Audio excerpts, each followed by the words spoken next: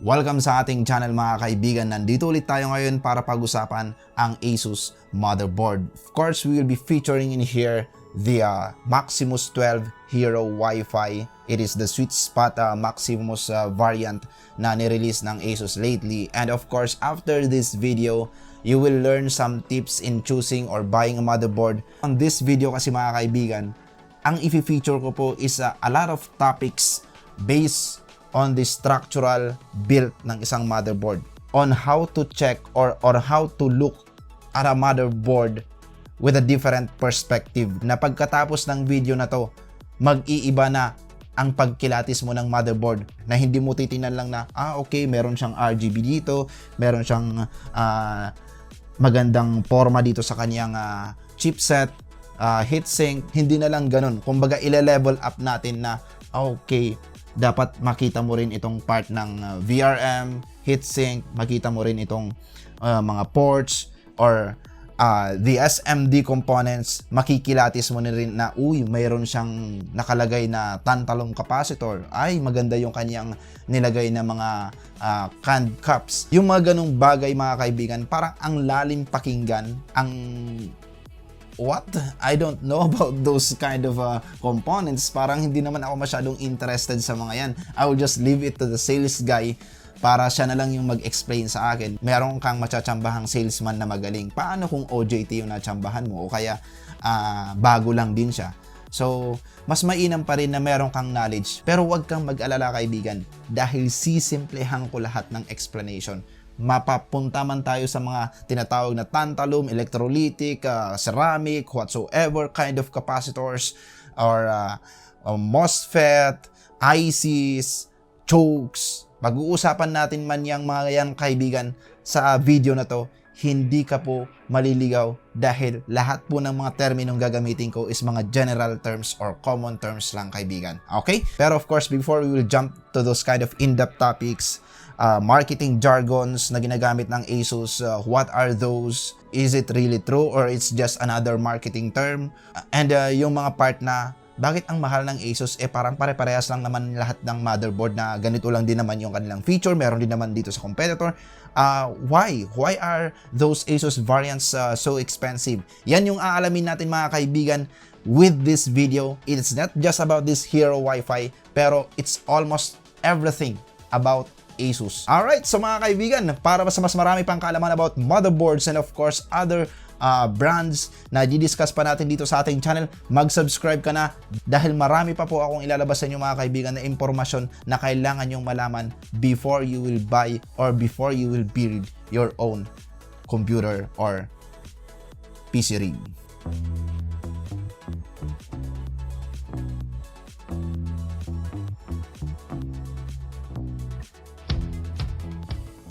Here's the packaging. It comes with this Maximus XII Hero Wi-Fi. So of course, it comes with the Wi-Fi.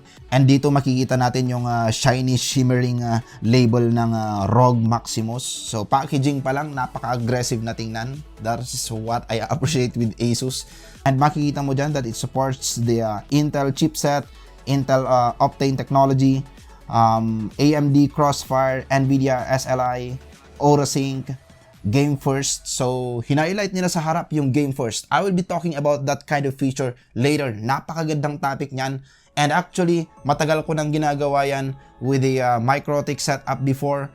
And alam ng maraming mga diskless technician about that Gamefirst prioritization. So, pag-uusapan natin yan mga kaibigan, hindi lang siya na-label dyan. It's another jargon. Sa harap pa lang meron ng jargon kagad mga kaibigan. Pero, there's really something big about that kind of Gamefirst na feature. So it's not actually a technology, but it's configuration, Gamefirst configuration. Pero you may call it technology since it's a software digitally controlling the hardware. So yeah, it's an Asus technology. And then the backside, makikita mo dyan yung Optimum version 3. So we will discover that later. Bakit may Optimum 3, may Optimum 2? Bakit nag-i-improve? Is it just another marketing jargon? Malalaman natin yan mga kaibigan mamaya. Triple M.2 slots, so it supports triple M.2 storage, NVMe storage, and then dual Ethernet, so it's a good feature. dual Ethernet, robust power solution. It's all about the VRM thing. Pero I may just call it as converter because VRM is just a buck converter para maging usable yung voltage para sa ating CPU. We'll later discuss that, mga kaibigan. And here at the backside is other features that you may just check with the spec sheet or with the website of Asus. So marami ng mga details na lumabas na rin online about those overviews. Now, since pag-uusapan din natin yung mga yun mamaya, mga kaibigan, we'll just go directly sa ating physical hardware na motherboard. Okay, so as you can see in here, it comes with this very aggressive looks. Parang looks ng isang Maximus formula before, but it's now implemented with this Hero Wi-Fi. So it's really a very good upgrade. Napakalaki yung pagkakaiba compared sa previous na Hero motherboards ng Asus, because I've been using Asus before and I've seen the improvement in terms of aesthetics. Pero what I see right now is a more functional implementation dahil yung looks na ginagawa nila ngayon is now a double purpose. Aluminum na po eto. So ibig sabihin, hindi lang siya cover, but it's also a heatsink cooler. Pero before we'll be jumping to that, we'll start from the top. Makikita natin dito yung kanyang 8-pin for the 12 volts supply. Pero meron siyang additional na 4-pin for extreme overclockers. And then you can see in here also the beefy heatsink that is extended down to this middle part. And merong nag-interconnect sa kanilang heat pipe na naka-sandwich dito sa mga heatsink na to. And it's now extended na hindi na lang sa MOSFET yung kanyang pinalalamig, kundi it's extended up to the part ng choke. Wait, I will be going into details mamaya about dyan. Nasa overview pa lang tayo. Now at the top, you can see 3 headers para sa fans, CPU, pump, AIO. So this is a good implementation dahil tatlo yung ginamit. So for those guys who will be going for a water cooling setup na merong dalawang radiator or tatlong radiator, this is a functional feature na ginawa ni Asus. Kasi actually dyan po nag-i-struggle yung ibang mga modders or those who are doing a water cooling setup pagdating sa mga header para sa pump and para sa mga fans ng radiator. And then at the top makikita mo meron ding dalawang header for the 12 volts and 5 volts ARGB support. So merong dalawang header dyan. Ngayon, since nowadays it's all about the RGB thing, this is a good move done by Asus din. And then at the top, the debug LED for troubleshooting, lalong-lalo na kung may mga kino-configure ka sa BIOS, you may just base here kung bakit ayaw mag-start or mag-power on or mag-display yung computer mo by just checking the debug LED indicator here at the top right corner. And then dyan din yung mga button. So if you want to start your computer without the header or without the front panel buttons ng chassis, you may just directly press this start button in here. And then andyan din yung flex key button, 24-pin USB 3.2 port for your chassis. Then system fan header, USB 3.0 port, 6 SATA ports. Then another header, I think this is for the water cooling setup. And then 2 headers in here for the pump ng water cooling din. Pero I think you may use these headers also to remap it for your system fans. So before using these fan headers, if we will be having now the 10th generation processors, we will check this if this can be used for your system fans. And another chassis fan header at saka mga USB 2.0 ports for your chassis, audio port, and then another ARGB and 12 volts RGB header for your LED strips or any RGB illuminating component sa iyong chassis or sa iyong build. And then of course for the front panel header is here positioned at the lowest right corner. So ayan po. Then moving on here, it comes with this Supreme FX. So it's been a while label used by Asus for their audio components. And then here of course, yung sinasabi ko kanina na very functional feature, which is meron siyang cover pero it's for the M.2 heatsink din. And it's a really very important thing na ginawa ni Asus dito dahil tropical country tayo. Ambient temperature in our country is a bit hot compared to abroad. So mahahalata natin na yung mga storage natin, yung mga NVMe storage natin is umiinit. Mabilis bumigay ang kanilang mga SSD dahil nga hindi maganda yung kanilang cooling solutions. And I've encountered that personally. Some of my colleagues na nag-re-review din have encountered that this is a good thing done by Asus na naglagay sila ngayon ng mas beefy na aluminum heatsink para sa NVMe. And hindi yan ilalagay ni Asus kung hindi rin sila naka-receive ng mga feedback about the overheating NVMe storage. So, it's a good move. I appreciate that move done by Asus. And then, of course, a multi-GPU setup that supports Crossfire and SLI.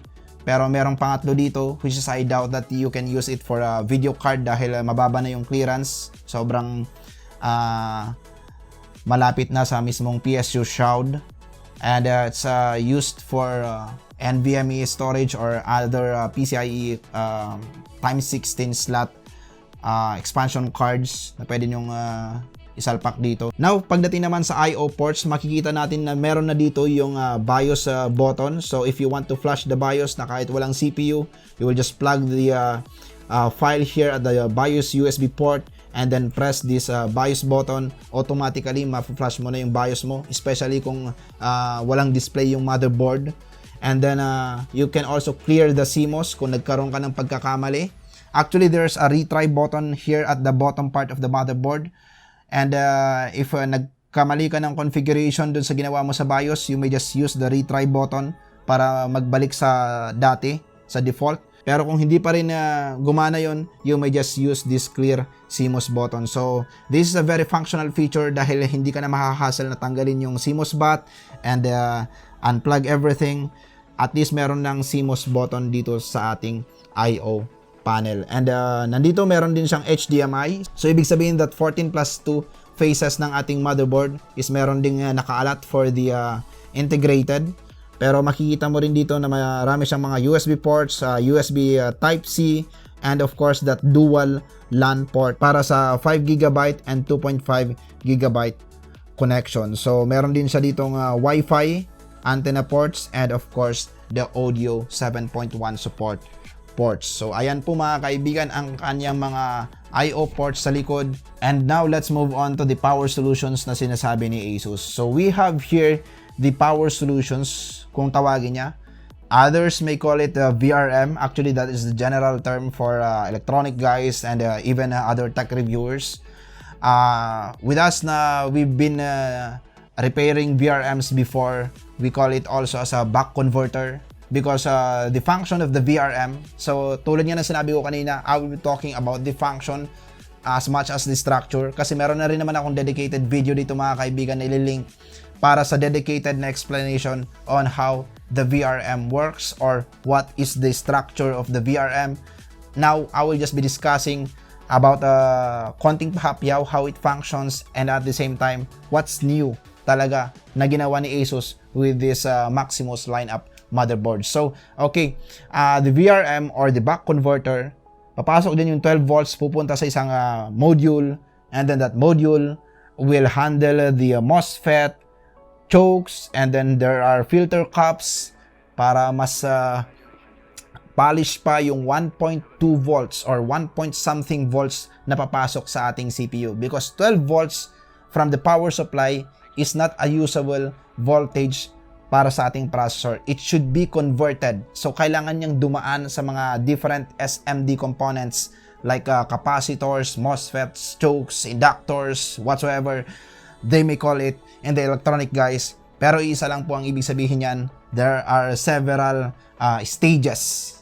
Parang refilling station. May mga different stages para yung isang maduming tubig is masala ng maayos para pwede na siyang mainom. Maging purified water na siya. So yun lang po yung pinaka-ibig sabihin ng isang VRM or isang buck converter or what Asus called it as a power solution. So, it's just a mini power supply that is supplied by our main power supply like Seasonic, Corsair, or whatsoever. Meron ding Asus ROG Thor na nakalagay dito sa mismong motherboard.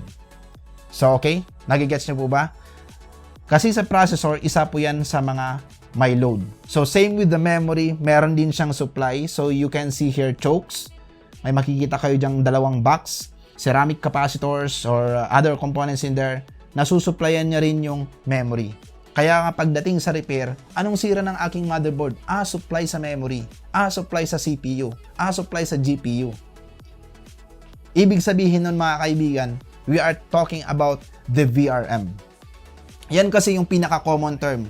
If you will ask some technicians, mapa-cellphone man yan, computer, laptop technician, the common term na ginagamit kasi nila sa mga technicians is supply. For the tech reviewers, they use the word, of course, the VRM. It's a bit more technical. And then, for marketing purposes, brands may call it power solutions, others may call it on their own way or style. Pero yun po yung ibig sabihin nun. In general, it's just a supply for each component. Okay? And I appreciate what Asus did in here, that they still maintain the Kanda capacitors or electrolytic capacitors since it's an ATX motherboard. And I've seen a lot of things na lately. Excited din ako. Actually, mayroon akong live na sinasabi ko, I love this implementation. They are now using Tantalum capacitors. Pero I realized when I was back 2014, I think 13, 12, mga ganun. Dati po kasi ako nagre-repair ako ng mga laptops. And I'm modifying the VRM supplies by using Tantalum capacitors instead of electrolytic or instead of subpar filters, capacitors. Kasi nga ang mga Tantalum capacitors is kumbaga mas stable siya in terms of longevity, in terms of stability. I may just use these words mga kaibigan, kaya kung electronic ka kaibigan, baka mamaya questionin mo ako dito.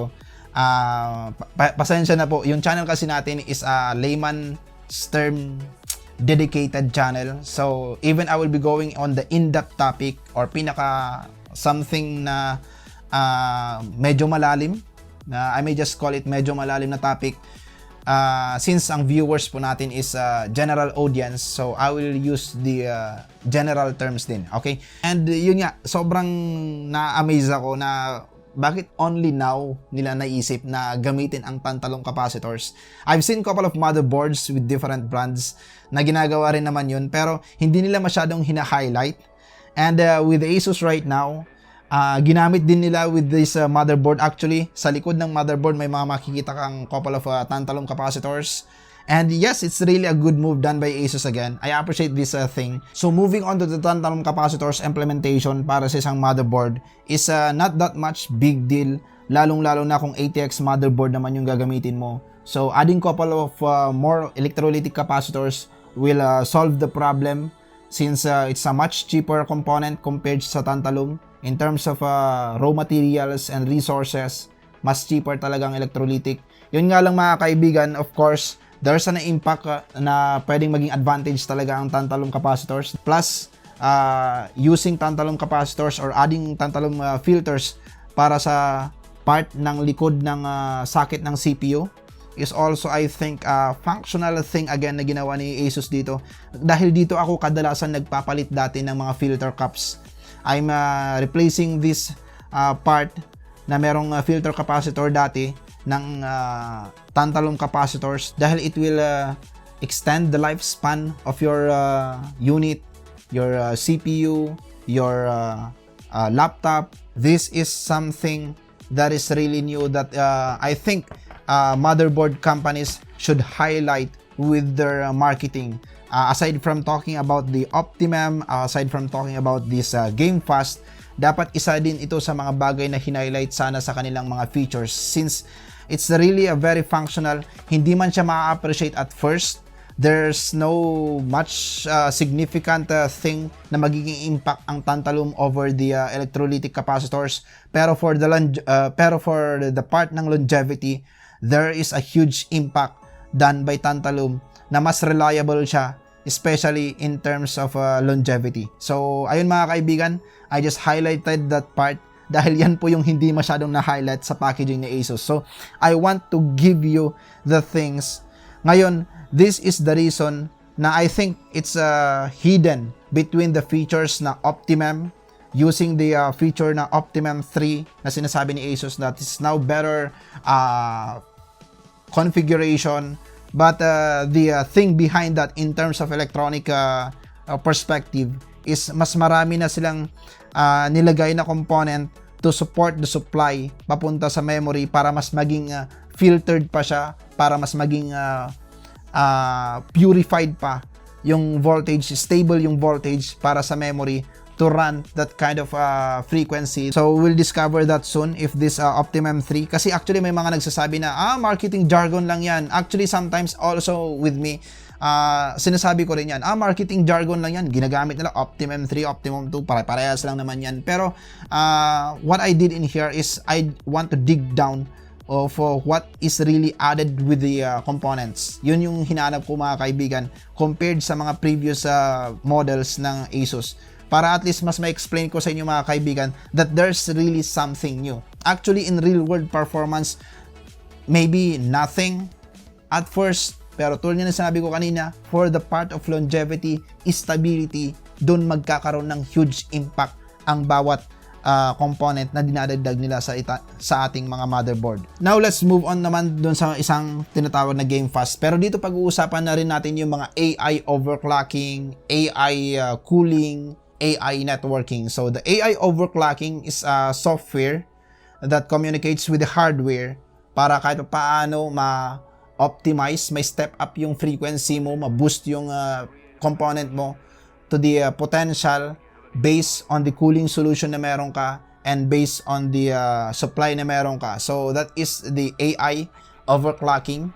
That is how it works, and that makes these Asus motherboards maybe the reason kung bakit mas mahal sila, kasi they invested sa mga software side na merong mga software that can digitally communicate with the hardware to configure or auto-configure your components para mas ma-take advantage mo pa yung maximum potential ng yung PC build. And then another one is the AI cooling, which is digitally controlling the motherboard to give you the best cooling solution pero hindi mako-compromise yung noise. Anyway, those features can be seen din naman sa Asus website. Nandyan din yung mga step by step on how to take advantage those kind of features or softwares. Now, the last is the AI networking, which is, yun nga, masyadong hinighlight nila dito. So, dahil hinighlight ng Asus yung part ng AI networking, I will explain to you guys how that kind of feature works.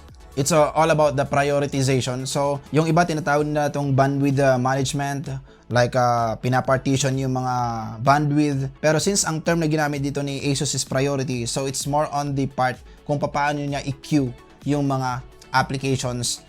Depende sa kung ano yung dapat i-prioritize, which is yun nga, yung gaming.